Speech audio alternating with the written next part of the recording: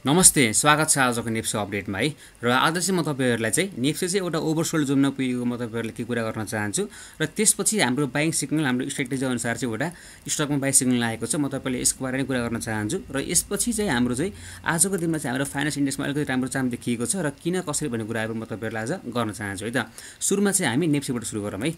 अब नेप्से के भएको छ हामी हेरौँ है त। हामीले सुरुमा नेप्से हेरिन्छ भने चाहिँ हाम्रो एकदम ओभरसोल्ड जोन लगभग 30 को जोनमा आएको चाहिँ हामीले देख्न सकिन्छ है। र यसपछि चाहिँ अलिकति एउटा रिभर्स राउन्ड खोज्ने एउटा सामान्य कुरा पनि अहिलेको अवस्थामा है। र हामीले पहिलाको डाटा पनि हामीले हेर्न सकिन्छ पहिला के भएको थियो भनेर चाहिँ म तपाईहरुलाई एकचोटि लान चाहन्छु है। जस्तै हाम्रो यो बुल सुरु हुनुभन्दा अगाडि पहिला के भएको थियो भन्ने कुरा म तपाईलाई देखाउन चाहन्छु है त। तपाईहरु हेर्नुस् यहाँ पनि एकदम राम्रो एउटा राइज आएको थियो र राइज आइसकेपछि चाहिँ फल आएको थियो र फल आइसकेपछि लगभग हाम्रो यही जुन आएर लगभग आएर चाहिँ 30-31 मा पुगेर चाहिँ फेरि एक किसिमको बाउन्स पाएको थियो है। ठीक छ, यो कुरा पनि भइहाल्छ तपाईहरुलाई। र अहिले पनि यो हुन्छ हुन्न चाहिँ म तपाईलाई भन्न सक्दिन है। तर के भयो भने के गर्न सकिन्छ भनेको चाहिँ म तपाईहरु आज गर्न चाहन्छु है त। ठीक छ, अब सुरुमा हेर्नुस् है, नेप्से चाहिँ हाम्रो एकदम ओभरसोल्ड जोनमा आइसकेको थियो र आरएसएबाट अलिकति बाउन्स ब्याक गर्ने एउटा सामान्य कुरा पनि हो है। र अलिकति हाम्रो यो सपोर्ट जोनलाई ब्रेक गरिसकेपछि अलिकति एग्रेसिभ भोल्युम आएको थियो र भोल्युम पनि आएको थियो र आज खासै हाम्रो भोल्युम चाहिँ बढ्न सकेको छैन मार्केट बढ्दाखेरि। यो पनि एउटा सामान्य कुरा हो है त। अब चाहिँ हामीले के गर्न सकिन्छ भन्ने कुरातिर हामी लागौँ है त। अब यो एउटा हामी राइज देखिहाल्यौँ। ठीक छ, अलिकति राइज आज लिएको छ। यो राइजलाई अब हामीले कसरी बुझ्न्छ भन्दाखेरि चाहिँ जस्तो तपाईहरुले सुरुमा बोलिङ ब्यान्डमा हेर्न आउनुस् है। तपाईहरुले सुरुमा चाहिँ फर्स्टमा चाहिँ तपाईहरुले बोलिङ ब्यान्डको फर्स्टको तपाईहरुले चाहिँ मिड ब्यान्ड हेर्नु पर्यो है, 1 आवरको।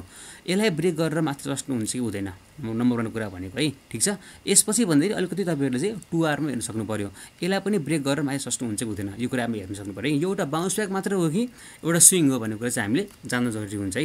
यदि यसलाई रेजिस्टेन्स लिएर भोलिको दिनमा खस्छ भनिसकेपछि यो एउटा हाम्रो लागि सेलिङ अपर्च्युनिटी रहेछ भन्ने हामीले बुझ्न सकिन्छ। तर यसलाई पनि ब्रेक गरेर माथि बस्यो भने चाहिँ हामीले फेरि पनि एक किसिमको चाहिँ एउटा बाउन्स ब्याक आयो भने चाहिँ हामीले भन्न सकिन्छ भनिसकेपछि यो कुरा चाहिँ तपाईहरुले राम्रोसँग बुझ्नु होला है। र नेप्सेलाई चाहिँ मैले 1 आवरको चार्टमा लिएर चाहिँ हैन, यसमा चाहिँ मैले तपाईहरुलाई चाहिँ मार्केट यो 2930 बाट खसेको जोनबाट म एउटा ट्रेड लाइन प्लट गरेको छु र यो ट्रेड लाइन प्लट गरेर चाहिँ हेर्दाखेरि चाहिँ हामीले यहाँ रेजिस्टेन्स लिएको थियो है, यहाँ पनि रेजिस्टेन्स लिएको थियो र फेरि पनि यही एउटा रिजनमा चाहिँ अलिकति सपोर्ट लिएको जस्तो हामीले देख्न सकिन्छ है। भनिसकेपछि यसलाई सपोर्ट लिएर यसलाई यो भन्दा मुनि नआइकन नेप्से फेरि माथि बस्छ र त्यसपछि हामीले भनेको कुराहरु है, यो बुलिङ र ब्यान्डको कुराहरुलाई पनि अलिकति रेस्पेक्ट गरेर माथि ब्रेक हुन्छ भनिसकेपछि हामीले फेरि पनि एउटा चाम चाहिँ आउन आट्यो भनेर चाहिँ भन्न सकिन्छ है त।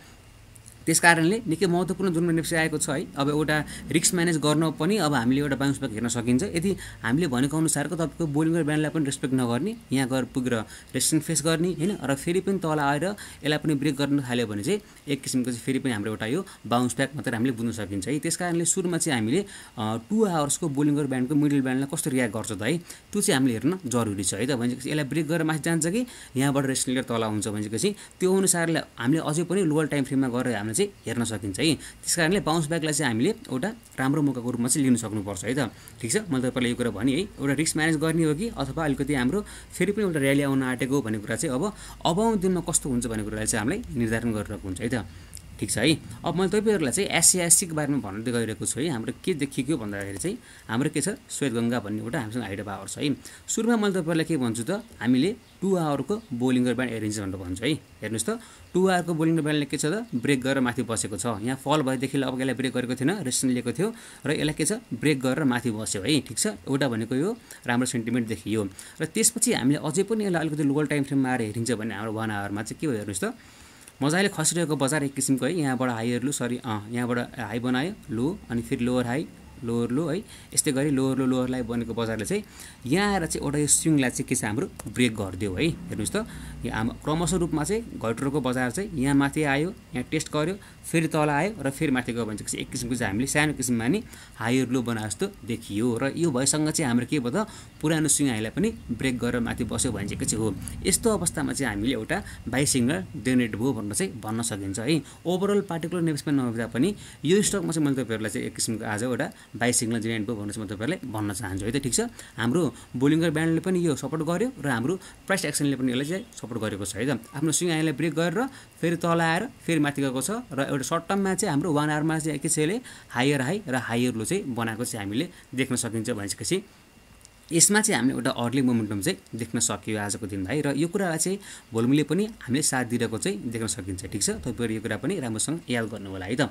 ठिक छ है। अब आजको दिनमा चाहिँ हाम्रो फाइनेन्स इन्डस्ट्रीले अलिकति राम्रो पर्फर्म गरेको चाहिँ हामीले देख्न सकिन्छ है। हामीले सरसरी हेर्न सकिन्छ फाइनेन्स इन्डस्ट्रीले चाहिँ के छ भन्दाखेरि हिजोको दिनमा जुन एउटा क्यान्डल बनाएको थियो बियरिश मारेर बुझ्यो, यसलाई पनि पुरै इन्गल्फ गरेर चाहिँ आज एक किसिमको एउटा बुलिस इन्गल्फिङ क्यान्डल चाहिँ हामीले बनाएको चाहिँ देख्न सकिन्छ फाइनेन्सको इन्डेक्समा आज भनेपछि। अलिकति सर्ट टाइम फ्रेम अथवा कुनै टाइम फ्रेमको लागि चाहिँ फाइनेन्समा पनि एक किसिमको चाहिँ हामीले मोमेन्टम आयो कि भनेर चाहिँ भन्न सकिन्छ है। अब यसलाई हामीले हाम्रो एउटा स्ट्राटेजी अनुसार हेरिन्छ के भएको छ भनेर है त।